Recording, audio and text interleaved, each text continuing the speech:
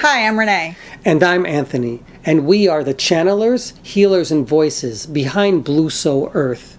We connect to higher levels of consciousness to bring forth divine energies, to teach ancient wisdom, and to heal. These energies that we access from higher dimensions largely consist of the ascended masters that humanity across cultures know really well. They are many, but they speak collectively as one voice. And for the sake of simplicity, we simply call them our spirit team. And how we channel as a couple is quite unique. Divine energies come through Renee's crown chakra, through her solar plexus, and into my solar plexus chakra, through my crown chakra, and back up.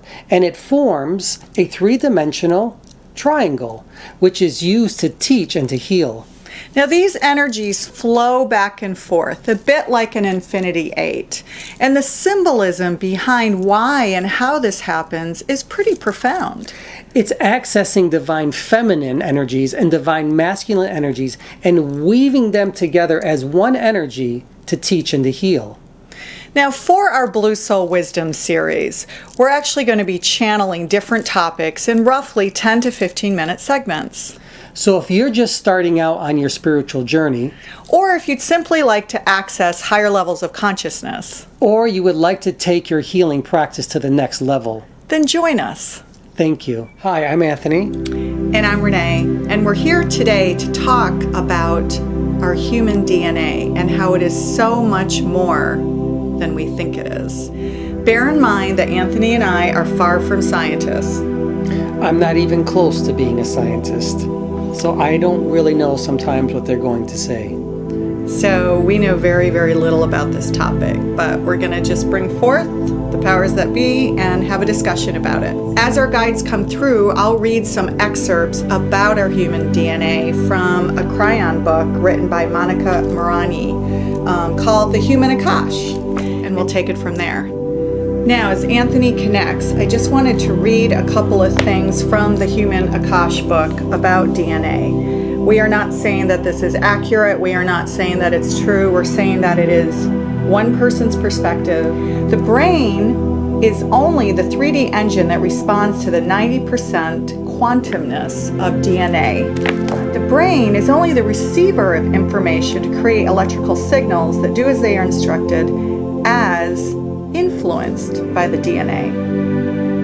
100 trillion parts of DNA working together, communicating as one. Newer thinking is that the DNA provides a field around you that is multidimensional. That field is your consciousness, not the brain. So let's talk about that. It is always an honor and privilege to be in your presence, Gaia. Hi guys, it's nice to see you here. It is nice to be here. Again, the DNA knows a lot more than you think it does. Of course it does. But your scientists are well aware of that now. They can manipulate DNA like never before. Take pieces of your DNA apart and add pieces to it. So you are correct. It is the consciousness that connects to all things, if you will. Consciousness is a very small portion of the brain. It is truly the DNA that is conscious. That is your consciousness. You are starting to wake up and figure that out now, more so than ever before, especially during this time. Can you speak to consciousness as it relates to our DNA and the connectivity between the two? Yes. Let us say this first. Your DNA is unique. Your humanity is unique. Do you know why? You're going to tell us. Because your DNA is not so unique only to the human species or the humanity of who you are. But your humanness is a combination of your cousins. And your cousins are those that look upon you to assist you. Do you know who your cousins are? when we speak of this. Galactic beings in the cosmos. Yes, that is correct. So let us say this, that because your DNA is a part of theirs as well, and they are a part of a very high consciousness, so are you. Your DNAs are similar to theirs, a little bit here and a little bit there, and it is all connected to your family, your galactic family, who are very high light beings. Who are in essence also connected to Source. Of course, there is no separation between you as humanity and the galactic beings that are here to guide you as well. And Source energy, which collectively make up a universal consciousness of all that is. I am that I am. I am that which I am. Now, to speak of the Akash, your Akash or your Akashic records, how can we liken that to something? We could say that this is like the cloud in which all the information is stored. However, within your Akash exists here on your planet realm, on the Earth realm. Each planetary system has its own Akashic records, its own cloud, in which all of the information, present, past, future, everything that is, was, and will be, is stored there. Which is really all the probabilities as well, because there is no absolutes in terms of our past, present, and future. So it is all that is and all the probabilities of what could be. And everything that could be, will be, should be, everything that once was, everything that is, all of the possibilities that exist are there within the Akash. We send information through you into Anthony to read some of the Akash or the Akashic records of some of those people with whom you are working, to give you what the possibilities are for each person that participates and receives information from you and Anthony. That's how it works. So the Akashic records, this depository of information, right, the hall of records, it's called so many different things.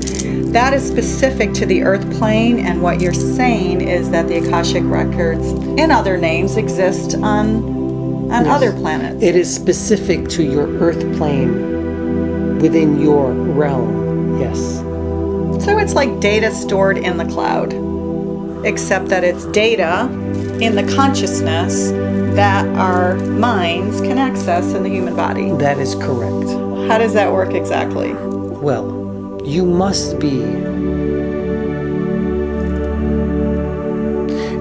have your frequency very well tuned to this. It must be tuned so much and so finely that it can access the records. And that is that your soul is willing to access the records so that you may be a bright light being to give these informations to those that are willing to receive it. This is not an easy task to be done. It is something that is difficult.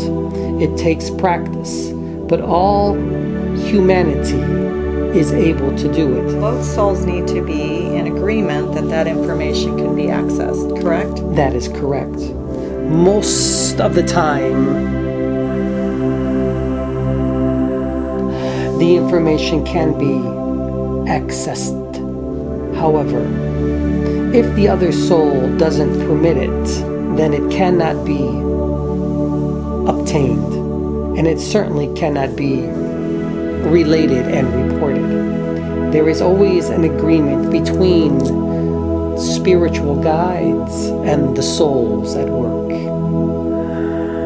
And what if the soul of the other person doesn't permit it, but the human really wants to know?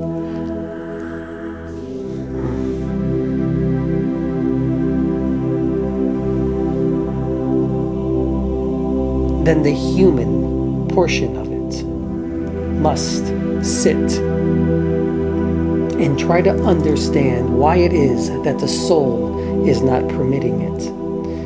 you can change your karma, if you will, for that there truly is no karma. But you must figure out what it is, why it is that you, as the human being, within your DNA, is creating the resistance. Why are you creating the resistance? It is not always that the soul doesn't want it, but more of the consciousness creating a resistance to the information being gathered. Perhaps because at a soul level there's something to be learned that the human being and its mind hasn't completely understood yet. That is correct.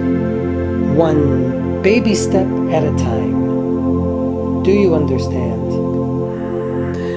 That is good for now. Thanks, guys. Thank you for having us.